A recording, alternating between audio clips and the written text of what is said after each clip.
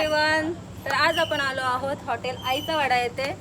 आज आपला सर्टिफिकेशन होता, तर आज आपल्यासाठी त्यांनी काय बनवलं आहे तर बघूया. चल, हाय दादा, काय करताय? तर बघू शकता तुम्ही इथे नॉनव्हेज होत आहे. कोणती डिश आहे? चिकन चटपटा. तर खरंच म्हणजे इथे एकदम खूप छान प्रकारे किचन पण बघू शकता किती साफसुथरं आहे. MIDC इथलंच ना दादा? हायवे टच आहे. तर इथे नॉनव्हेज होत आहे आणि व्हेजची रसोई वेगळी आहे.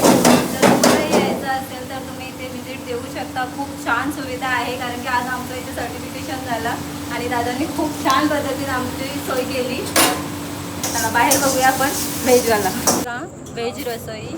तर बघू शकता आईचं स्वयंपाकघर पारंपरिक पद्धतीने घरगुती चुलीवर बनवलेले चविष्ट पद्धतीने. आप किधर से हो? मैं उत्तराखंड से हूँ। उत्तराखंड पहाड़ी। हाँ जी। अच्छा, तो इनका भी बहुत अच्छे से बनाते हैं. टेस्ट बहुत अच्छा आहे, एक नंबर आहे.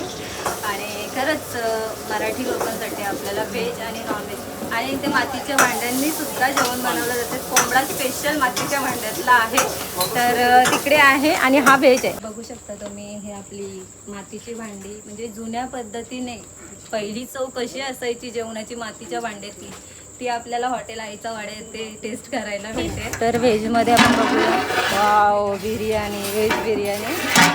हे आहे पनीर टिक्का, हे आहे चिल्ली, आणि ह्या आपल्या गावठी भाकरी बघू शकता. तर तुम्हालाही विजिट करायचं असेल तर हॉटेल आईचा वाडा इथे करू शकता. तलोजा MIDC नितलसगाव रोड टच आहे. आणि खरंच खूप छान पद्धतीने त्यांच्या रसोई वेगवेगळ्या आहेत, व्हेज आणि नॉनव्हेज, आणि टेस्टही खूप छान आहे. तर हॉटेल आईचा वाडा येथे सर्व प्रकारे फंक्शन होतात. डोहाळे जेवण, एंगेजमेंट, पार्टी वेअर किंवा बड्डे पार्टी, सगळ्या प्रकारचे फंक्शन होतात. खरंच आईचा वाडा हा हॉटेल आपला गावठी, म्हणजे खूप छान प्रकारे स्वयंपाक वगैरे असते इथे. तर तुम्ही विजिट द्या. आणि रोड टच आहे नितलस गाव इथे हॉटेल आईचा वाडा. थँक्यू.